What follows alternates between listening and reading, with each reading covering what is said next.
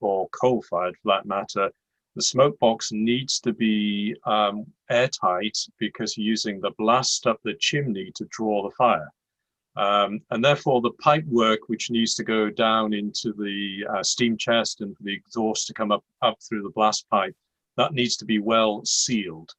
And you don't want to have to keep moving it around. So what I tend to do, and there's a photograph of one of the events which I took at David Merrick's, where my netter was partially built, and following the rebuild, where the smoke box is actually still attached to the rest of the engine, but the boiler is off. And then you can slide the boiler on into the back of the smoke box. But again, that joint needs to be airtight, so you don't want to do it too many times. And basically what I've done sometimes is you take the steam feed, which actually goes, you attach it to the back of the boiler, the tube plate. It feeds down through the one of the pipes, and then back again. And then you have to work out how you can connect it through some spanners. You can actually wheedle in through the front to get it down to the steam chest when you've got the smoke box door open. It's tricky to do that, but you can do it that way, and you can get decent steam type joints. I'll give you a slight amusing time. There was a little while ago, in fact, I was just about to take one of my other engines, a Northeastern N10, a little tank engine, 062, to a steam event, and the night before I decided to steam it. And as I steamed it, everything seemed to be fine. The pressure came up. I opened the regulator, and instead of seeing the wheels spin around as I expected, the fire went out, and I couldn't work out what it was. And eventually realized that what was happened is the silver solder, which was around the superheater, had melted, and it was actually the whole of the block at the end had fallen off and was fell. And eventually, when I shook the engine around a bit, it fell out of the firebox. So that wasn't very good. But basically, that's what I do. So the pipe is connected to the particular question. The pipe, I usually take the header on the end of the boiler from the tube plate. If you've got the superheater, feed it back down through one of the fire tubes, or just the one fire tube, depending how many you've got. And the other end, you can just about attach to the you can get it to the steam chest feed, which drops out through the rest of the bottom of the smoke box. All right, thank you. Another question is that there's no water gauge, so how do you control the water level? Right, that's a good question. So if you're using meths, it's relatively safe to actually allow it to run dry, because you won't get enough heat. In actual fact, as soon as you stop creating any steam, you'll actually find that the meths flame drops substantially in temperature. Basically, what you do is either you start with a known amount of water in and you fill the water in at the beginning, or you have a axle pump which pumps water in as the engine runs along, and after a period of time, you know that it's pumping more water in than it's using, therefore it doesn't run dry. What actually some people do is they use electric probes, so they actually sense the water level in that, and it's something mainly from the gauge 1 people do quite a lot of. And that just uses the fact you actually need to have electric current running through the water, and when it's in the air or in the steam, the resistance goes much higher, and therefore you can use that to sense the temperature, whether there's any water in the boiler. What basically happens is when you get to the end of the water, you'll find your engine comes very quickly to a stop. And also, again, if you're using meths, if you get to your engine quickly enough and you pump a little bit of water in, all the metal work will cause it to flash immediately into steam, and then you can get it back into life. And then a number of strokes on the tender pump, and you've got enough water level to actually start off again. Thank you. Another question coming from Patrick Humphreys. I hope to build a course scale layout in the garden this year. What wheels do you use, and is it still possible to buy course scale track? Well, I can give you some information about course scale track, but David, what about wheels? Wheels, well, I use Walsall Model Industries, which are, they're all so cast iron castings. I know of one person who has used Slater's wheels with the plastic inserts. I'm a bit wary of that, because every so often, as you'll see, if the engine comes to a stop and you haven't actually turned the meths off, you may find the flames are coming around the side of the wheels, which means it's not very good for plastic wheels, are likely to melt. So I use Walsall Model Industries wheels on all my engines. They're cast iron, and they're fine, and you can machine them to whatever size you want. I assume there's enough meat in them for coarse scale, which is what, 4mm tread rather than 3.5mm tread. Yeah, I should imagine so. But I don't know anything about coarse scale track. I don't use that, so I don't know whether, Richard, you said you knew about that. Yeah, well, I built my last garden railway that I built, and I'm too old now to go out in the garden in the cold, but I built 120 foot of layout between the back garden and the front garden through 2 sheds. And most of it is still there. It was built initially, some of it was on wooden sleepers with monkey-nut chairs and then brass rail. I used to buy up brass rail in those days. I'm going back to the early 90s, buy up brass rail wherever I could find it. But I found that there was a company that supplied plastic sleepers for brass rail, and it for gauge 1 or narrow gauge, and I used their plastic sleepers and threaded my brass rail into it, and that secured the problem. Points were made by a friend of mine, but it is available. You can still get brass rail, but it's less likely that you will find it easily. You have to look for it. So Patrick, if you want to contact me, I don't live at the house any longer, and my son has the railway, but I'm sure that there is a few yards. Do you want to, I can't ask the question, but if you're wanting to build it yourself by hand, you can do with the same old methods that we used in the 50s and 60s. But if you want to buy plastic track, I can put you in touch with the company that I bought it from, and then you can slide brass rail into it. It's quite funny. I went into London one day to pick up some brass rail from somebody who had a big tube full of it, and when I went to collect it, brought it home and opened the packet up, and inside was the original receipt from Bonds, and it was dated 1955, and it had never been opened or used. It was all brand new brass rail. So it does exist in places that you wouldn't imagine. But yeah, I've umpteen lengths of track. All these probably rebuilding and reusing, but there's plenty of brass rail and some point work there as well. So do get in touch with me. You can contact me through secretary@gageogill.com, and I'll put you in touch with whoever I can that can help you with your project. Another option you could consider is actually Pecco SM32 track. Yeah. Which obviously is still commercially made, and the narrow gauge people use that quite widely, and it's perfectly good outside. I've got Pecco, obviously it's fine scale O gauge track. It's been outside for 20 odd years. It's no problem. Yeah, it'll sit out there. Yeah. In fact, I think David Merrick is on here as well, and his track is even older than mine. It's been out there for ages, so it's not a problem. Any more questions? Because I've nothing on the screen at the moment. If anybody would like to type into chat and ask us a question. You have at least 2 of them there. Sorry? You have at least 2 of them there. Yes. So there is 2. One from Tim about end-to-end. Yeah. Yeah. Have you an end-to-end garden railway that's practical through remote control valve gear for reversing? Yeah, it is. You need probably a bigger engine to do that, and so the engines I've got are all slip eccentric, so the only way of going into reverse is you need to push the engine through half a revolution before it picks up, and then you can go back. But you could actually make it with, say, Walshart's gear and actually make that reversible in the same way.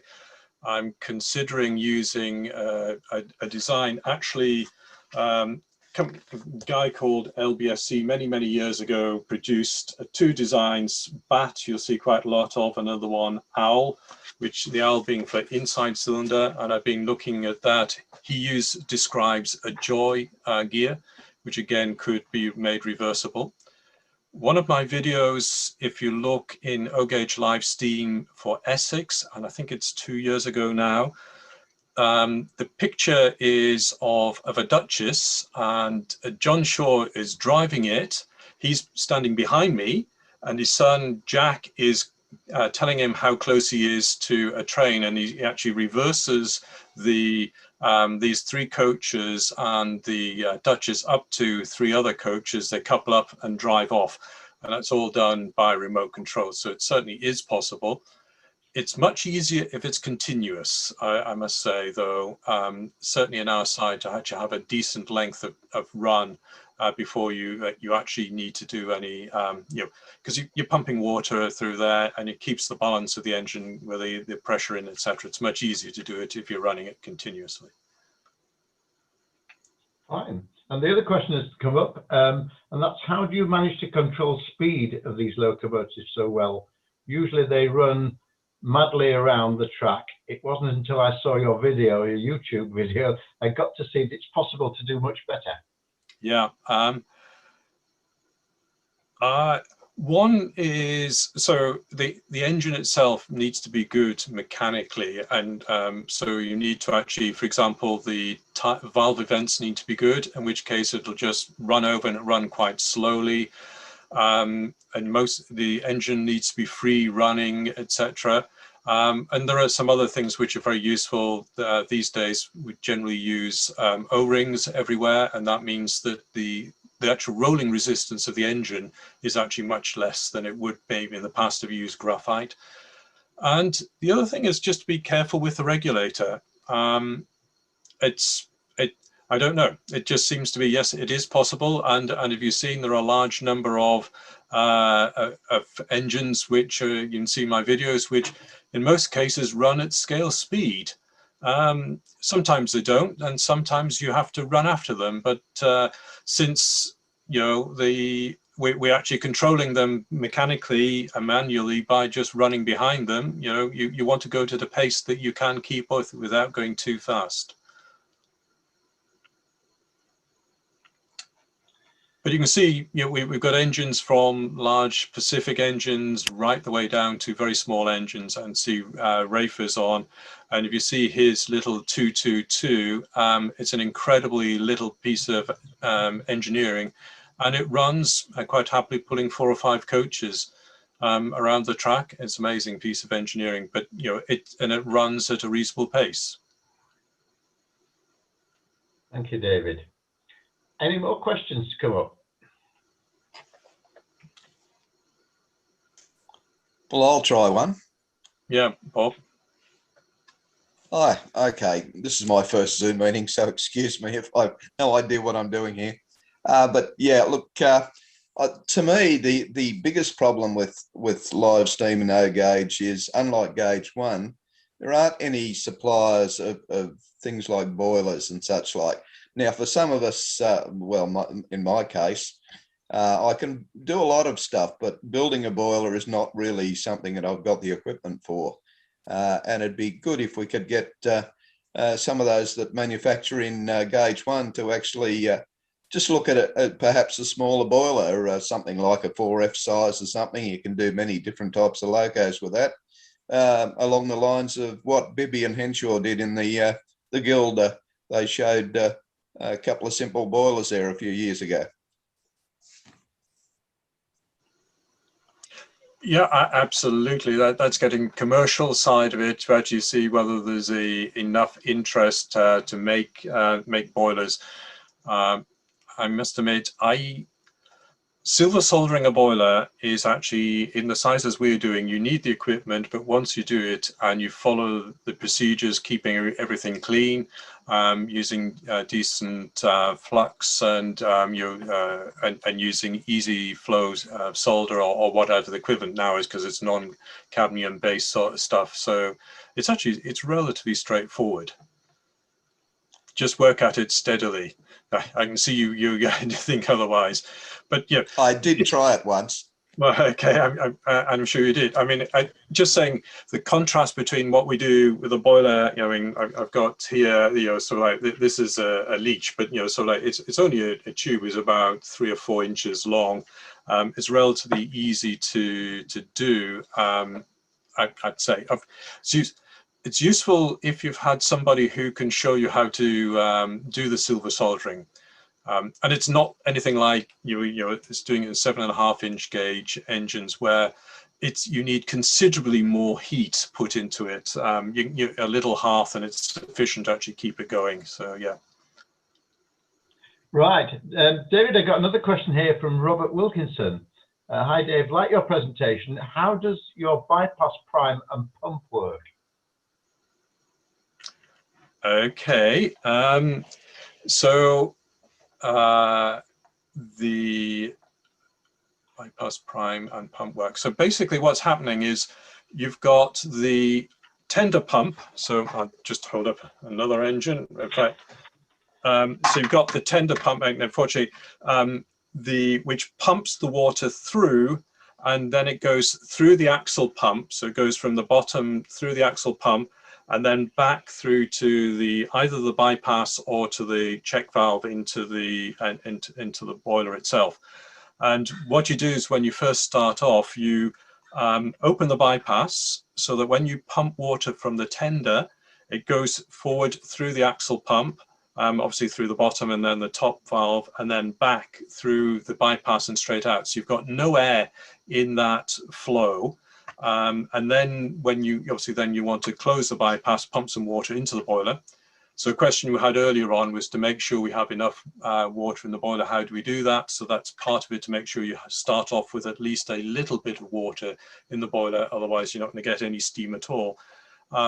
So that's basically it. I hope that answers the question. And then obviously when the engine is going, the axle pump will actually suck water through the bottom valve and the top valve in the tender pump and then go through. So it's a single circuit going through the system. Right, thank you, David. Another question is that you've mentioned that there is a Facebook page with Gageo Live Steam projects. Is this open access, and so that we can learn from the more experienced people? Yes, it is. If you if you send a request to it, if you actually go on and see if I can find it, it's something called Sensibly right. So it's called O-Gauge 7mm live steam, and if you want to use Facebook and then do a search for O-Gauge 7mm live steam, you'll find it. You will need to join and request the join, but I don't think anybody would throw you out if you unless you become abusive or to the group. They let Aussies in, so it must be okay. Yeah, absolutely. Yes, Bob is a frequent contributor there. So yeah. Good. Is there any more questions anybody would like to ask? We are a group of 22 now, so it's quite a good group. It's a very interesting subject. We've got 10 minutes left for David to take questions. I mean, I don't know how many of you are building, but I mean, obviously, you obviously say I keep mentioning this book, and I'm not sure whether it's still available through the Guild. I had a quick look on the publications page just beforehand. It used to be beforehand, but this is one of the Guild publication where he essentially he told you, Eddie Cook told you how to actually make the Moogle engine, and goes through in great detail how to do it. you follow that, you'll end up with a model which works. You may actually argue that's not exactly the best way of doing some of the things now, but you know, it definitely will work. The other one is, I know a lot of people are building the BAT, and while this is actually a Southern schools class, then you can easily adapt this to any other 440 outside cylinder engine, and you can use the basic principles in there. Say one thing, if you do build this, LBSC, when he did this design, it was everybody was using coarse scale. So you actually needed a way of converting it to, you know, fine scale, which if you just take 0.5 millimeters off each side of the wheel, move the treads in by 0.5 millimeter, you'll end up with something which will work. It's not necessarily ideal, but it will work. If through the the 7 millimeter Facebook group, etc., you ask how to do it, then I'm sure we can give you advice on that. The Eddie cookbook, somebody has let me know that it is still available because they've just bought it. So okay, excellent. Excellent. Where do you get your scale diagrams from? The two books that I've just mentioned, good stuff. Yeah, I mean, basically there are some things which are important. One is actually the valve gear itself, and that's actually how the size of the valve and the port faces, which are important, and the throw that you're going to get from the eccentric, etc. And provided you've got enough space to get things in, you can adapt them. So, you know, as I said, you know, if you may not want to use BAT. So this is actually, I think, still available through T Publishing. You may not want to have a schools, but you may want to have something else, one of the other, as a prototype. So just slightly adapt the sizes of things to, you know, the prototype that you want to build. Right. Robert Wilkinson's asked me a question. Is there another opportunity to make a similar program for the older classic live steamers? You mean okay, there was something else. So you mean pot boilers? Is what you mean? Doesn't say. I mean, so that is a Burden Leach thing, which in actual fact, I can see there's an article that Rafe Shirley made many years ago and put in the Gazette, which is actually how he adapted or improved the Burton, essentially this one. He found a couple of errors on the valve gear, which he improved, and he put an extra burner in and gave it a bit more oomph to actually go. And, you know, it was running around his track, pulling a good rake of carriages for a while. So I did, in actual fact, when I made it, there's a section which I shot, which was how to steam up pot boilers and different types of boilers. But I looked at the whole thing and I thought it was too long, so I cut that bit out. So unfortunately, you know, it's one of these things. It's on the floor of the editing suite, I'm afraid. Well, I'm sure if you put a request in to the events committee, if there is another opportunity in another show and there's something specific you want to see, do write in, email into the events team, and I'm sure that will be taken on board. There's another question come up about crank axles. Do you build your own? Any tips on how to do so? Yes, I do. So basically they're silver soldered together. So what one I've made is, which I'd had the diagram here to hand. Essentially, you've got the two parts of it. You've got the main axle, say making just a single cylinder. You've got a main axle which goes through the two wheels right the way through, and then you've got the two webs coming up, and then you've got the cross bit for the crank itself. So you make it all in one solid piece. So you've got the axle which goes all the way through, the two webs, and then the crank part. So you can actually know how far you need to throw. So you take the two webs of a piece of strip of steel, and drill the holes the distance apart that you know you need for the throw, using something like silver steel, which is nice and round and good from that point of view, and then silver solder it up. Of course, you've now got to cut out the bit where the axle doesn't go through the webs, otherwise it's not going to go around properly. So then just cut that out and then carry on. You know, it's relatively straightforward. Do you use butane fuel at all in your models? Some people do.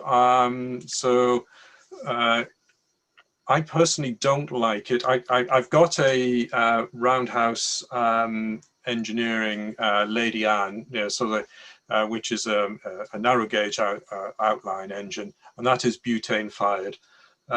I don't like it for two reasons. One, I like meths or potentially coal because you're actually driving the engine more like the real thing. You need the draft in order to draw the fire, so it's closer to the real thing. And the other thing is butane, or you know, it has the disadvantage that you've got to make sure you have water in there. So the way, for example, Roundhouse does it is they make sure that you fill the boiler up with a known volume of water, and the capacity of the tank is such that when the tank is exhausted, you will actually still have a little bit of water left in the boiler, so you're never going to run the boiler dry.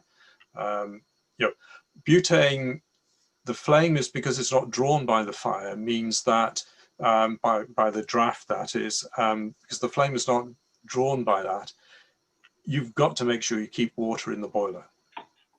Right, right. And somebody else has asked, are your boilers external steam pipes or internal as per the prototype?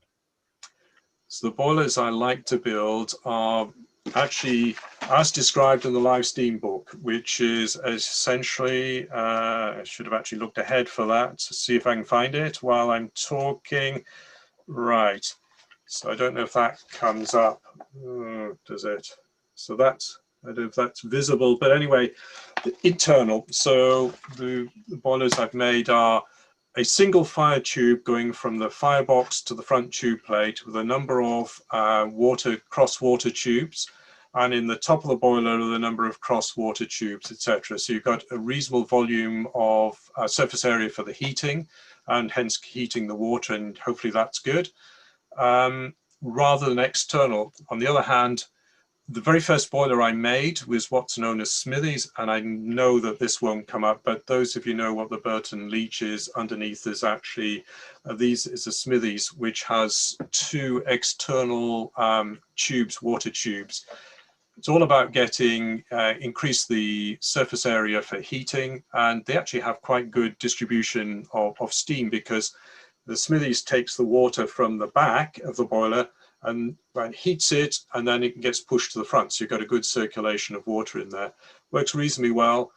Problem with external fired is if you've got any draft outside, that is, you know, you're trying to run it outside and it's a bit windy, they're far more affected by the wind than you are with an internal fired.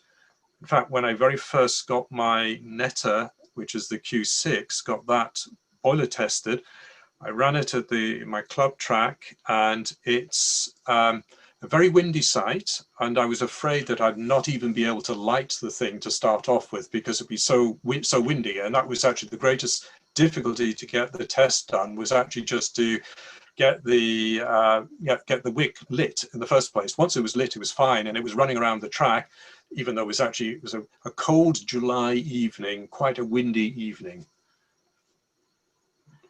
Right, thank you, David. We're almost at 1:30, and it's a half-hour session. Is there any final questions that anybody would like to ask? One thing I didn't mention was that there is a feedback form at the end of the show, and that will be another way to get in touch with us if you'd like to see further live stream articles for you to, opportunities for you to be able to ask us questions or ask the experts questions on what they do and how they go about it. It's quite an interesting subject all the way around. How big's your workshop, David? Can I ask you that question? Okay, that's a good question. I was wondering whether it would come up earlier. It's about 4 meters by 4 meters. I've got a reasonable sized mill in there, and a Myford 7, and also a very much smaller lathe milling machine. But, and I think this is the great advantage of building in this size. I made the Netta when I first made it on a little lathe, which literally it's called a Toyo 210. It's called that because it's 210 millimeters between centers. That's the maximum you could turn between centers. And I had that in a workshop which was about 2 meters wide by about 3 meters long. In actual fact, it was shared as a utility room, so it was actually a very, very small space. But you don't need a great big space, and that's the great advantage of doing it in O gauge. You don't need big spaces. Right. Could I conclude then by saying thank you very much, David, for all the advice and help you've been able to give people coming along today. Kevin, who sat quietly in the background, is my co-host. Thank you, Kevin. I'll close the session now with a big thank you. Thank you all for coming along, and it's been most enlightening. Very well done, David. Enjoyed it. Thank you. Thank you for all your questions. Most useful. Yes. It's good. Thank you all. Bye for now. Thank you, David, from up here too.